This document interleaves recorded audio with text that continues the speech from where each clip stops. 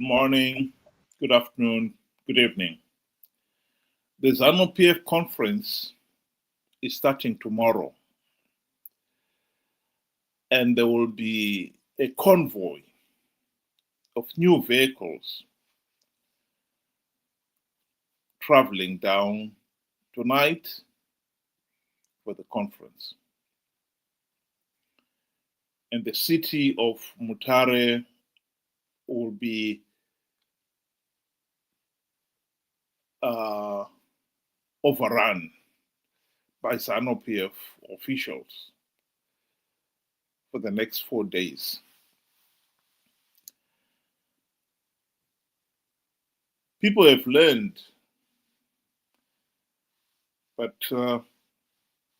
some are surprised, others are not, that the conference is chalked to cost $4 million. $4 million. Amazing. This is when in a country that is really failing to keep up basic services, to supply clean running water, to keep the lights on, electricity, and basic services like education and healthcare have all but collapsed. And yet, the ruling elite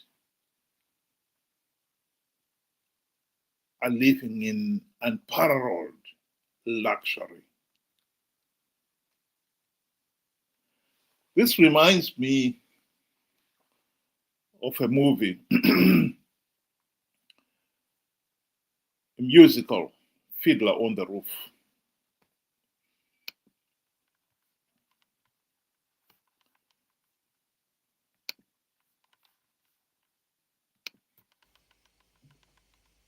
Is Reblazer Wolf at home? He's in the back. May I, Come in.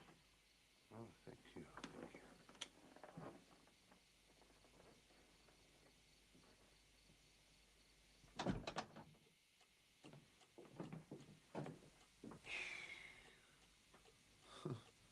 And all this from killing innocent animals. Don't touch anything. I think in Zimbabwe, we can have a parallel of that quotation. All this from killing innocent animals. In Zimbabwe, it has to be, and all this wealth from the impoverishment of the millions of the poor. Because that is exactly what has happened in Zimbabwe. The ruling elite have become unbelievably rich, filthy rich, and all at the expense of the majority of ordinary Zimbabweans who are living in abject poverty. There is something sickening about our society. These people are not filthy rich because they're movie stars or they've got successful businesses like Microsoft, Apple, or they invented something. No. Most of the people we are seeing in Mutare this week are filthy rich because they are the ruling elite, or they know, or they've got strong connection with the ruling elite. And all of them are amassing their wealth from looting. Nothing spectacular in that, except that the money has got to be stolen from somebody. This is the thing about looting. You are stealing from the nation. You are depriving the nation of the resources it needs for its development. Zanu-PF ruling elite are going to spend $4 million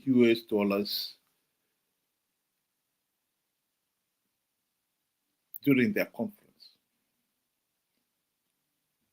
I've said on this platform that in 2023,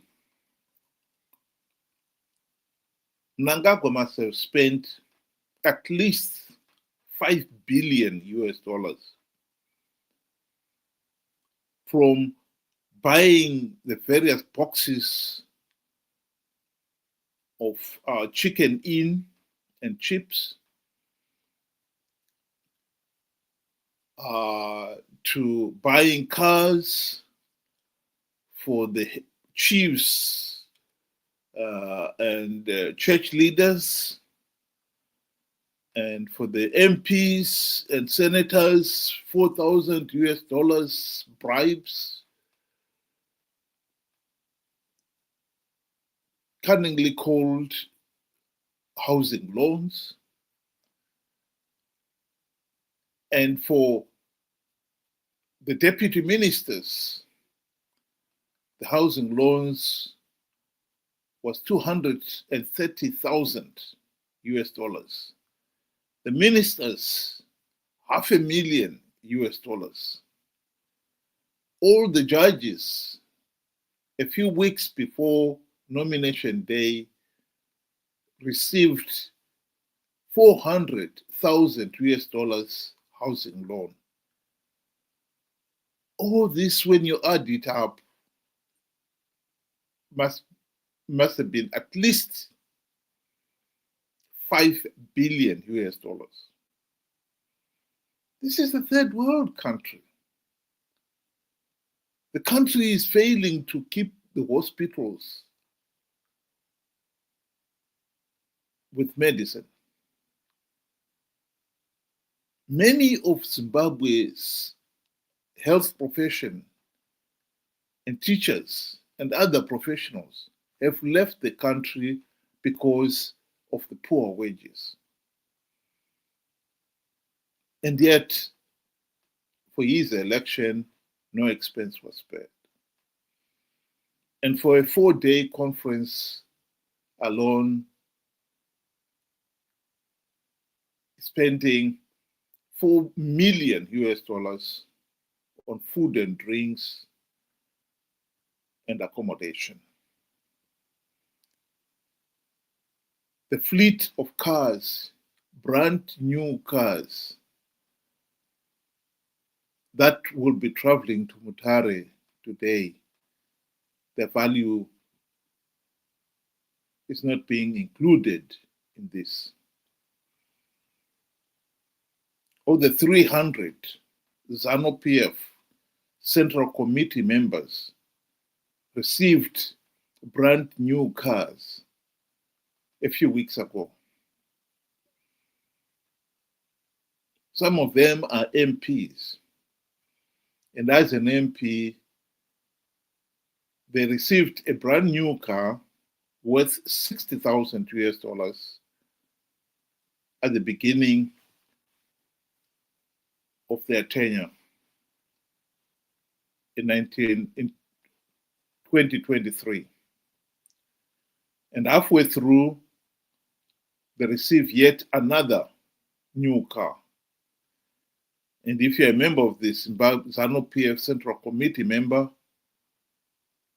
this is the third car you're receiving in as many years.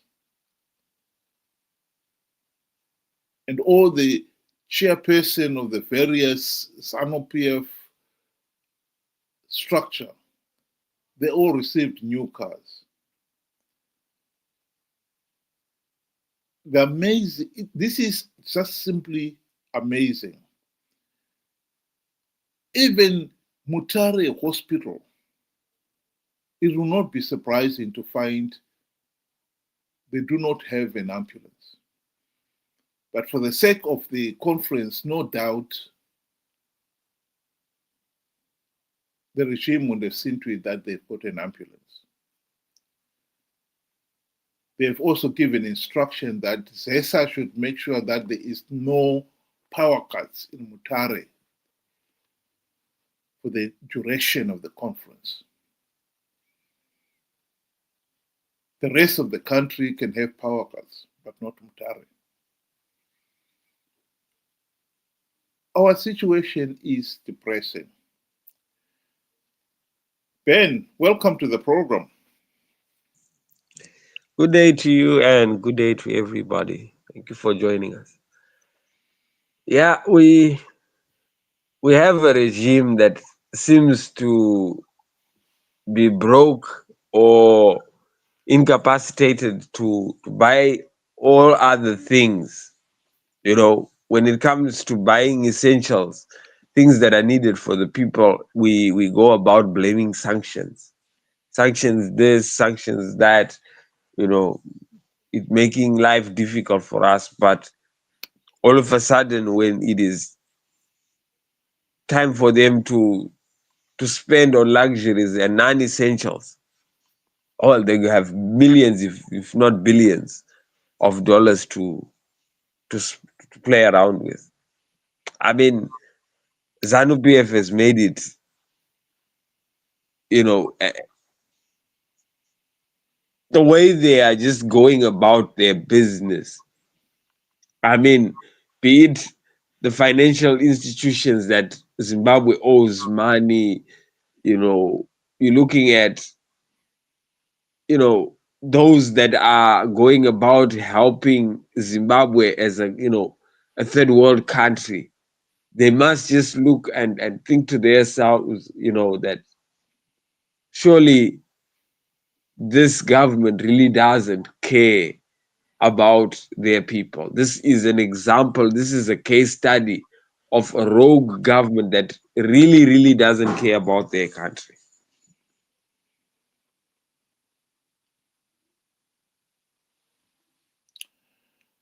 Yeah, it is a pity. And I think the other thing that must be underlined here is the fact that while the regime is spending all this money, the people themselves are poor. And the regime has seen to it that they are kept poor for the purposes of exploitation. I've played this video before, but I think it is a relevant one to play at this point in time. They have wrong priorities, especially the current government. How can you go and build an airport which services a few people, and the majority are the elite and the so-called investors? Look at the rural. I made you come to interview me because I wanted you to have the experience of the roads that we are using. If we go today to our hospital there, you feel pity with that's a hospital in a rural area. If we go to our clinic, you feel pity. We have no piped water here. Do you know the reason why the rural people vote for Zanu-PF? One, they're intimidated. Two, the policy is that the rural people should remain poor and subservient to the government. They should remain poor, because if they remain poor, they continue singing the song for their master. This is why these people have been impoverished. It's for a reason. Because at the moment, if you economic empower these people, they'll go out of hand. Zanu-PF will never have control over them.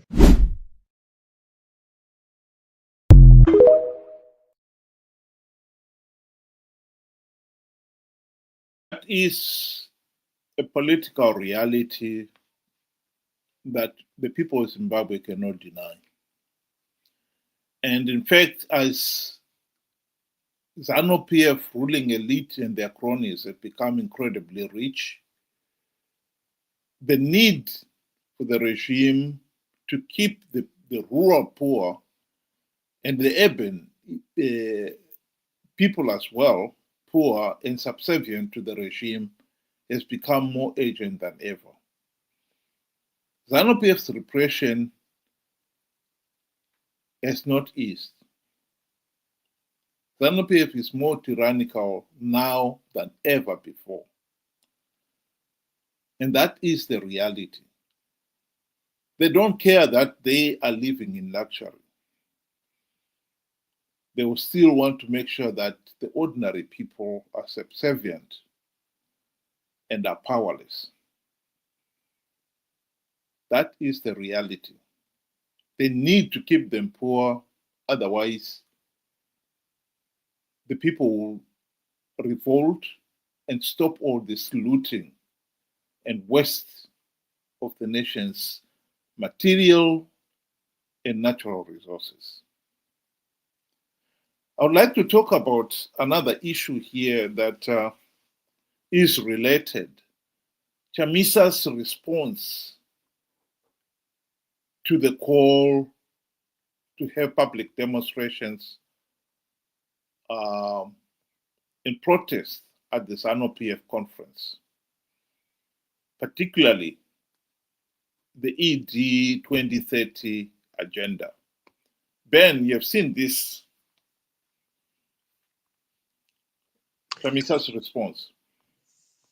Yes, indeed, I have listened. I've read it on his Twitter account where he is saying that this, while he's actually warning Zimbabweans to say, choosing between the two factions is just the same like what we did in 2017. So he's reminding people that this is another 2017 waiting to happen. And, on that part, I would agree. But his solution is that we should revisit the 2023 elections.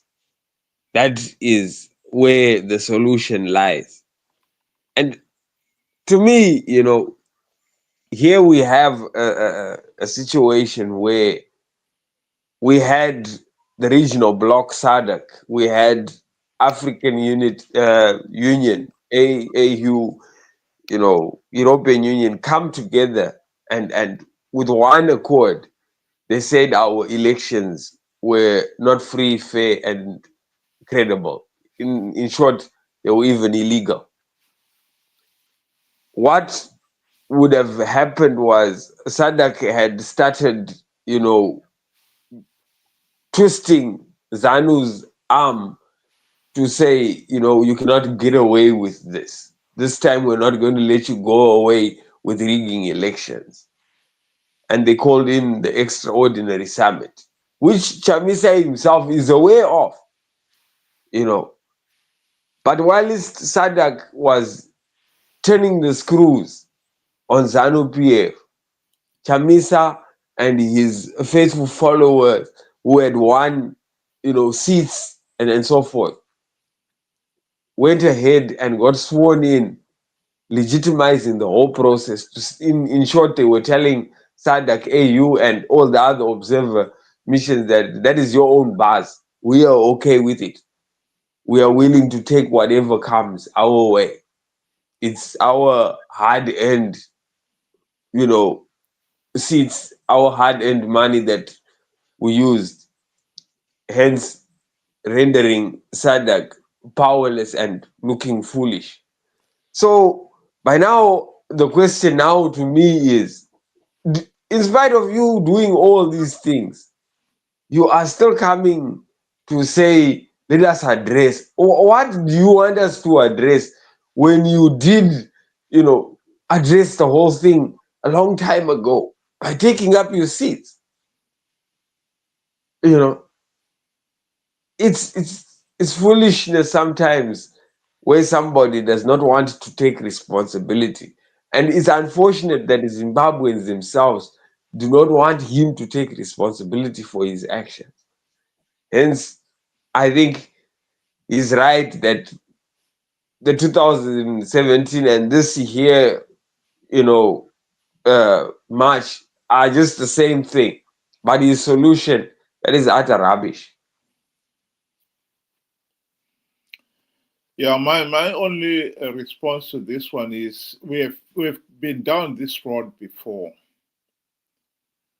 where he is the one who says, I've already done something to stop Zanu-PF rigging the elections. You can go ahead and participate. They will not rig the elections. And then the day after the voting is done, he's the first one to say the elections were rigged.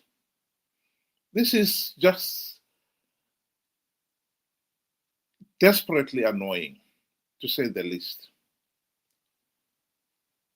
2023, he is the one who insisted that he had plugged the vote rigging loopholes to stop Zanu-PF rigging the elections. And now he is the one admitting that the elections were stolen. How did they steal them when you have stopped, we plugged all the vote rigging loopholes?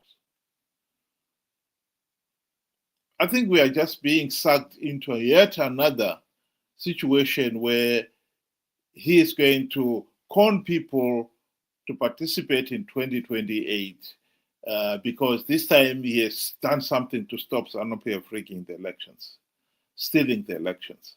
And then we know soon after the voting is done, it's back to square one again, where he admits that Zanu-PF rigged the elections.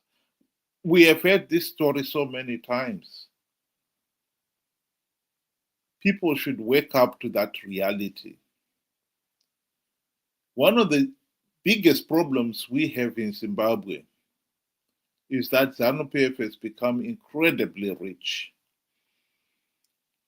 It has been able to corrupt all our state institutions, the ZEC, the police, the army, the judiciary, etc., etc. I've already spoken about Zanu Mnangagwa spending a cool $5 billion to win the 2023 elections. And there is no doubt that some of the opposition have been bribed and corrupted too. We saw earlier on, just before the 2023 voting itself, Mnangagwa giving all the MPs, including the opposition MPs and senators, $40,000 housing loan. Everybody knew that was a bribe. And the incoming MPs could not resist going for the same bribe as well. So the opposition really is Zanu-PF Team B in all but name, playing for Team A to win and for Team A to have legitimacy. That we have said here, and it needs to be said again. That is the tragedy with Zimbabwe. Chamisa is talking of a lasting solution here. He is part of the problem. He cannot be part of the solution too. That would be my final say on this matter. Ben, do you want to give your closing remarks?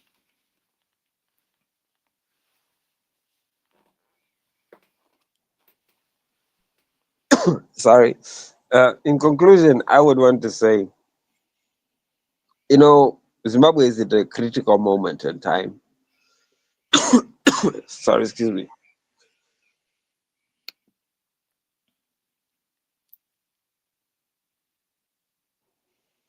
Where we are finding ourselves, sorry about that. Where we are finding ourselves, we are caught in the middle. We have an incompetent ruling elite, and we have an incompetent opposition. Sorry. And we are being forced to choose between the two. But none of the two will be a solution for us, a lasting solution. It is now up to us to make the right hard choice. We need to reset, to start again, to think for ourselves. And once we start thinking for ourselves, I think that is where the battle will be won. Thank you. Thank you very much, Ben. Thank you very much those who were able to join us tonight. I just want to remind you that we have the same program, 7 o'clock UK time, 8 o'clock Zimbabwean time during the week. And over the weekend on Saturdays, the 7 o'clock, that slot will be used for discussion. And the link for that is available at the bottom of your screen there. You can see it. It's the same link every Saturday. So if you copy it down, you can use it every Saturday, 7 o'clock UK time, 8 o'clock Zimbabwean time. I hope you'll be able to join us one of these weekends, and you can have your say on the various issues affecting Zimbabwe, affecting the nation. We'll look forward to hearing from you. And for tonight, thank you very much for joining us. Have a good evening.